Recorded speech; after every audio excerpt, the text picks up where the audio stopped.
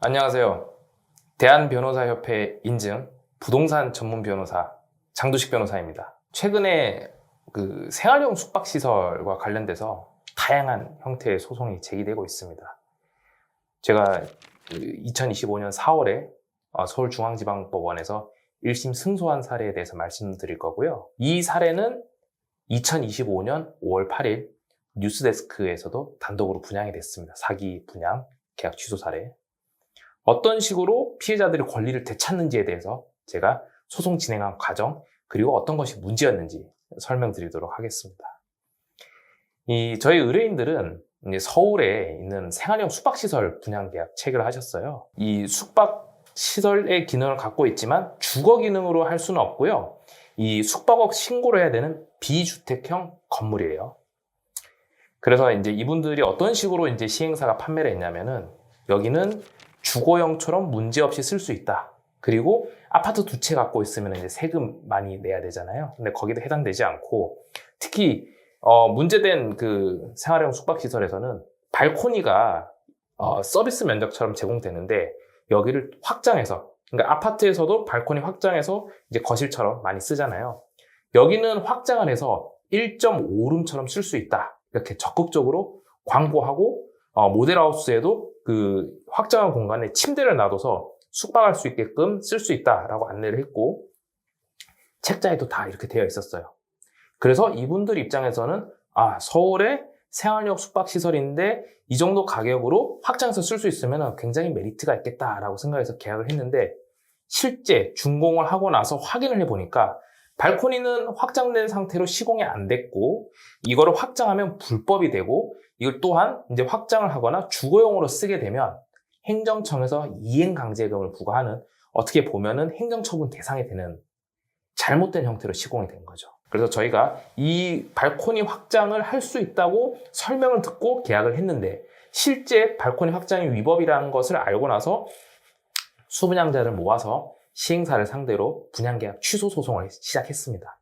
속였다는 거죠. 발코니를 확장할 수 없고 확장하는 것이 위법이라는 걸 알고 있으니까 그 부분에 대해서 소비자들한테 명확하게 설명해 줄 의무가 있는데 제대로 알리지 않았다. 그러니까 우리는 사기 분양을 당했고, 이에 따른 계약이 취소됐으니까 우리가 냈던 금액을 다 돌려달라. 2년 동안 소송을 했습니다. 최초에는 저희가 우리의 계약 취소 의사를 닮아서 내용 증명 보냈어요. 이러이러한 쟁점이 있고 우리가 확인한 바에 의하면 계약 취소가 될 가능성이 매우 높으니 여기에 대해서 우리가 냈던 계약금 반환해주고 중도금 대출 실행했던 것도 다 너네들이 대입연체에서 없애라. 그리고 우리는 잔금 내지 않겠다.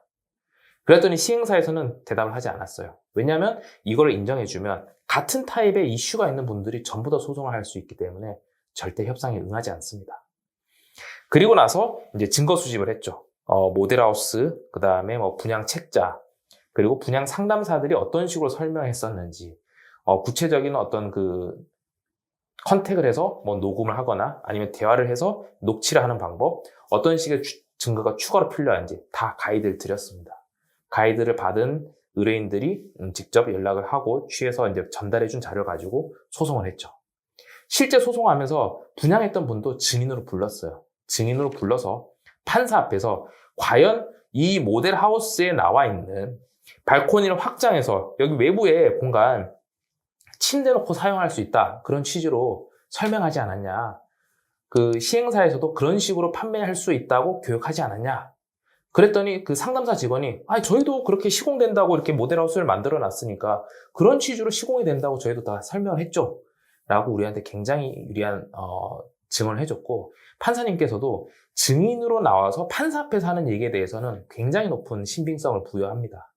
이런 것들이 결정적인 장점이 돼서 최근에 생활형 숙박시설 발코니 불법 확장과 관련돼서 1심 승소 판결을 받았습니다. 시행사에서 항소를 해서 2심으로 넘어갔는데요. 이처럼 생활형 숙박시설에서도 다양한 형태로 지금 소송이 이루어지고 있어요. 예를 들면은 이게 주택수에 포함이 되는데 포함되지 않는다라고 속였다. 혹은 여기는 일조권이라든지 조망권이 엄청나게 보장된다고 했는데 실제로는 우리 건물 앞에 다른 건물이 하나 더 만들어져서 나 이거 가치가 떨어졌다. 이런 형태의 소송을 하게 되면은 승소하기 어려울 수 있습니다. 하지만 발코니라는 것은 정확하게 전용 면적에 쓸 수 있는지 없는지, 그리고 이거를 무단으로 확장하면은 불법인지 아닌지 이게 명확하게 드러나기 때문에 이런 부분에 법령적인 그 근거를 갖고 이제 소송을 하는 것이 굉장히 유리합니다. 제가 조금만 더 설명을 드리자면 이 발코니에 대해서는 건축법 시행령 제2조 제14호에 나와 있어요. 발코니는 건축물의 내부와 외부를 연결하는 완충 공간으로서 전망이나 휴식 등의 목적으로 건축물 외벽에 접하여 부가적으로 설치되는 공간을 의미합니다.